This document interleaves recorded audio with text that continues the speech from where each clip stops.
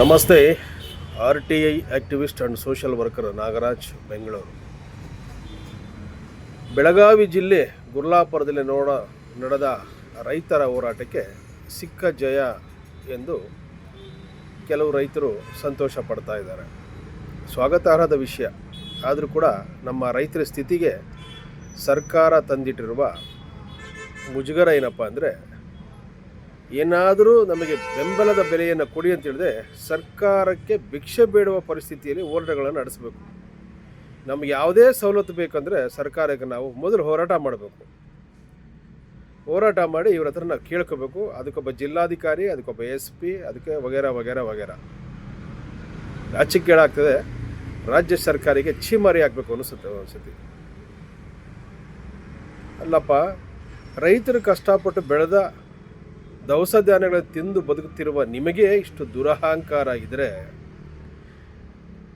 ರೈತ ಆದವನು ರಾತ್ರಿ 4 ಗಂಟೆ 5 ಗಂಟೆಗೆ ಹಾವುಗಳು ಕಚ್ಚಿಕೊಂಡು ಎಷ್ಟೋ ಜನ ಸತ್ತೋಗ್ತಾರೆ. ಅಂತಹ ಸ್ಥಿತಿಯನ್ನು ಇಟ್ಕೊಂಡು ಕುಟುಂಬಕ್ಕೋಸ್ಕರ ತನ್ನ ಇಡೀ ಜೀವನವನ್ನು ರೈತನಾಗಿ ದುಡಿದು ದೇಶಕ್ಕೆ ಅನ್ನ ನೀಡ್ತಕ್ಕಂಥವ್ರಿಗೆ ಎಷ್ಟು ಅಹಂಕಾರ ಇರಬೇಕು ಅಂತ ತಾವು ಒಂದು ಸರಿ ಯೋಚನೆ ಮಾಡಬೇಕಾಗ್ತದೆ. ನೋಡಿ, ನೀವು ಬೆಂಬಲ ಬೆಲೆ 100 ರೂಪಾಯಿ ಕೊಟ್ಟಿದ್ದೀರ. ಅವನು ಯಾರೋ ಒಬ್ಬ ರೈತರಿಗೆ ಹಣ ಕೊಟ್ಟಿದ್ದು ಕಾರ್ಖಾನೆ ಮಾಲೀಕ ಸಂಘದ ಅಧ್ಯಕ್ಷ ಯೋಗೀಶ್ ಪಾಟೀಲ್ ಹೇಳ್ತಾರೆ, 100 ರೂಪಾಯಿ ಕೊಡಲಿಕ್ಕೆ ತುಂಬ ಕಷ್ಟ ಆಗ್ತಾ ಇದೆಯಂತೆ ಇವರಿಗೆ. ಹಾಗಿದ್ರೆ ಒಂದು ಕೆಲಸ ಮಾಡಪ್ಪ, ನಿಮ್ಮ ಎಲ್ಲ ಕಾರ್ಖಾನೆಗಳನ್ನು ಮುಚ್ಚಿಬಿಡಿ. ರೈತರು ಅವರೇ ಆಗಿ ಅವ್ರು ಬೆಳೆದು ಏನೋ ಒಂದು ಮಾಡ್ಕೊಳ್ತಾರೆ. ನೀವಿಲ್ಲಾಂದ್ರೆ ಪರ್ಯಾಯ ವ್ಯವಸ್ಥೆ ಇಲ್ವಾ? ಸಾಕಷ್ಟು ಮಾರ್ಗಗಳಿದ್ದಾವೆ. ಆದರೆ ಈ ರೀತಿಗೆ ರೈತರಿಗೆ ಕಣ್ಣೆರ್ಚಿ ಕಣ್ಣು ಮುಚ್ಚಿ ಆಡುವಂಥ ತಂತ್ರಗಳನ್ನು ಸಭೆಗಳ ಮುಂದೆ ಘೋಷಣೆ ಮಾಡಬೇಡಿ. ನಿಮಗೆ ಯೋಗ್ಯತೆ ಇಲ್ಲ ಅಂದರೆ ಬಿಟ್ಟು ತೊಲಗಬಹುದು. ತಮಗೇನು ಅಭ್ಯಂತರ ಇಲ್ಲ. ನಿಮ್ಮನ್ನು ಯಾರು ನೀವು ಲಾಸಲ್ಲಿ ನಡೆಸಿ ಅಂತ ನಾವು ಯಾರು ರೈತರು ಕೇಳ್ಕೊಳ್ತಾ ಇಲ್ಲ. ಈಗ ಅಲ್ಲಿ ಲಾಠಿ ಚಾರ್ಜ್ ಮಾಡಿದ್ರು, ಸಾರ್ವಜನಿಕ ಕಲ್ಲು ತೂರಾಟ ಹೊಡೆದ್ರು.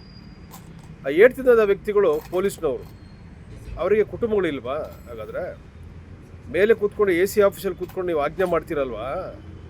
ಈ ಗಲಾಟೆ ಆಗೋದಕ್ಕೆ ಕಾರಣ ಯಾರು? ನೀವೇ ಅಲ್ವೇ? ಆ ಗಲಾಟೆ ಇಷ್ಟು 4 ರಿಂದ 5, 6, 7 ದಿವಸ ಧರಣಿ ಕೂತ್ಕೊಂಡು ನೀವು 100 ರೂಪಾಯಿ ಬೆಂಬಲ ಬೆಲೆ ತೊಗೊಳೋದಕ್ಕೋಸ್ಕರ ಅವ್ರು ಇಷ್ಟೊಂದು ಹೋರಾಟ ಮಾಡಬೇಕಾ?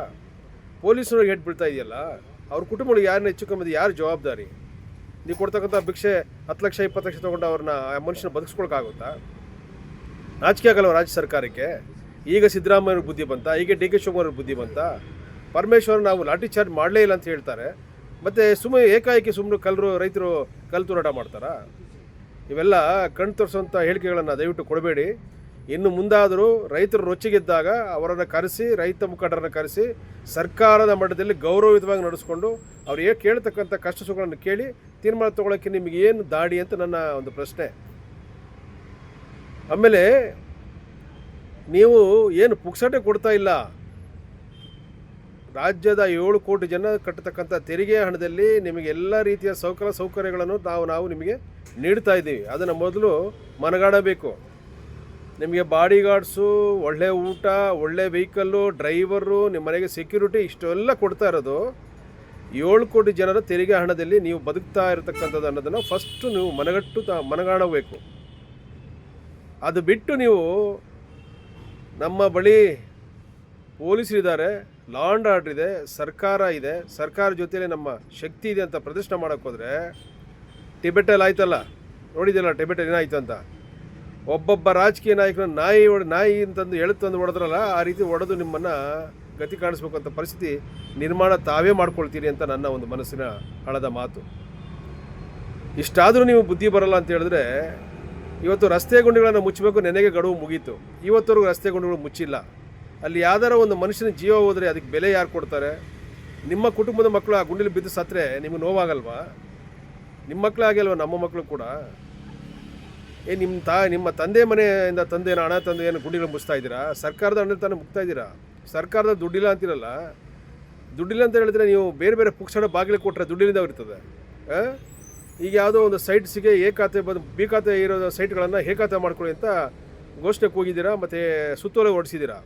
ಒಂದೊಂದು ಸೈಟಿಗೆ 8 ರಿಂದ 10 ಲಕ್ಷ ಖರ್ಚಾಗುತ್ತೆ. ಅದು ನಿಮ್ಮ ಸರ್ಕಾರ ಕೊಡುತ್ತಾ?